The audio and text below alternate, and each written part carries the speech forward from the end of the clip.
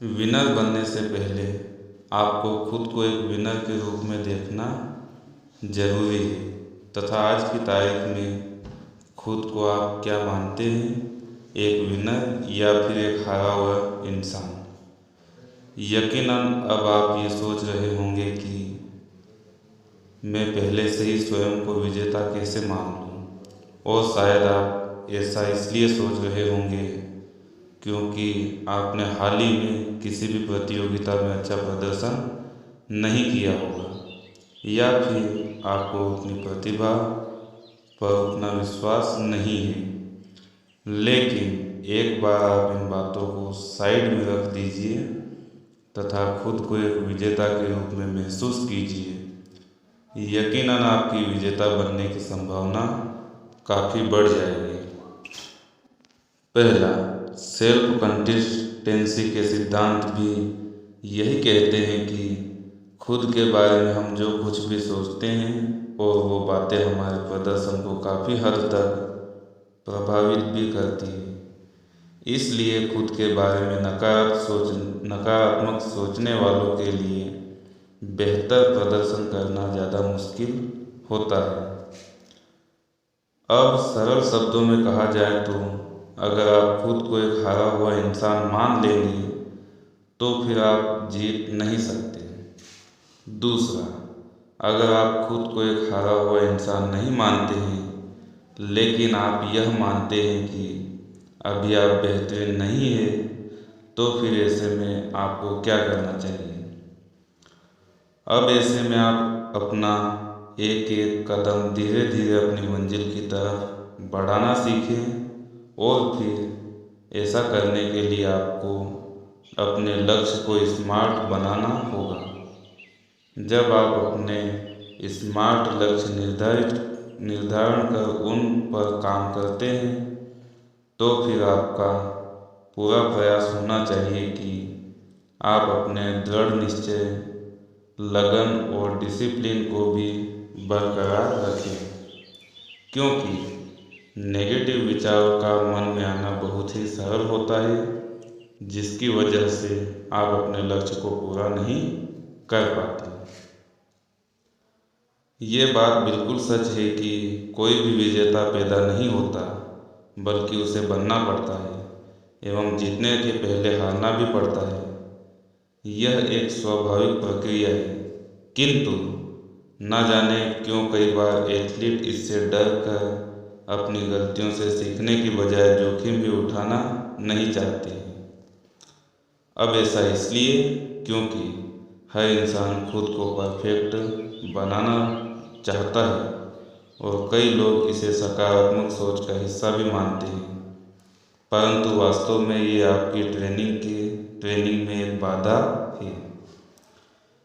सफलता हमेशा निरंतर कोशिश करने वाले को ही मिलती है, इसलिए आप असफलता को बस एक जानकारी के तौर पर देखिए, जिससे आपको पता चलता है कि आगे और किस तरह की गुंजाइश है।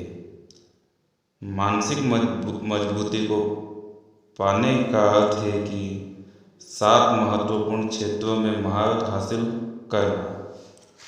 ज़्यादातर खेलों में शारीरिक मजबूती एवं ताकत का होना फायदे की बात मानी जाती है, जैसे कि एक तगड़े रेसलर को ही देखते ही हम उनके मुकाबले कमज़ोर शरीर वाले को कम समझते हैं, किंतु केवल बड़ी मांसपेशियां डोलों का होना ही ताकत का प्रतीक नहीं है, बल्कि शारीरिक ताकत के साथ साथ मानसिक शक्ति का उतना ही जरूरी है।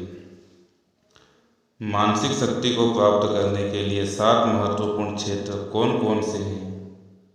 अब अगर मानसिक मजबूती को अचीव करने वाले 7 क्षेत्रों की बात की जाए तो इनमें से पहला है कॉम्पिटिवनेस। एक मजबूत दिमाग वाला इंसान ही अपने कठिन से कठिन विरोधी को भी हराने का साहस रखता है। अब अगर दूसरे क्षेत्र की बात की जाए तो वो ये है साहस और प्रतिद्वंदी से भी नहीं डरे। इसलिए इस बात में कोई भी आश्चर्य नहीं होना चाहिए कि सफल लोगों में साहस की कोई कमी नहीं होती तथा वे सबसे ज़्यादा चुनौतीपूर्ण चुनौतियों से भी नहीं डरते। इसके बाद अगर बात की जाए कि तीसरा क्षेत्र कौन सा है, तो इसका जवाब आत्मविश्वास है। इसके बाद बात आती है कंट्रोल और कंपोजर की। तो ये मानसिक मजबूती के लिए बहुत ही ज़रूरी है, क्योंकि जो लोग भारी तनाव के बावजूद भी अपने इमोशन एवं कंट्रोल करके अपना ध्यान अपने लक्ष्य पर केंद्रित कर सकते हैं, वे लोग अपनी क्लियर सोच के साथ ही सही फैसले ले पाते हैं।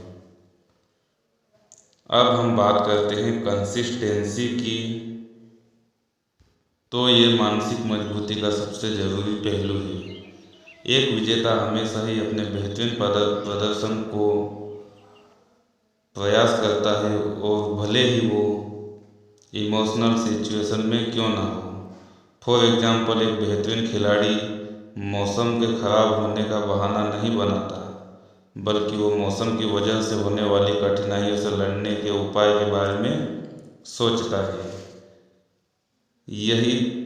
यदि बात की जाए कि मानसिक मजबूती की, तो के आखिरी पहलू की, तो ये है कमिटमेंट।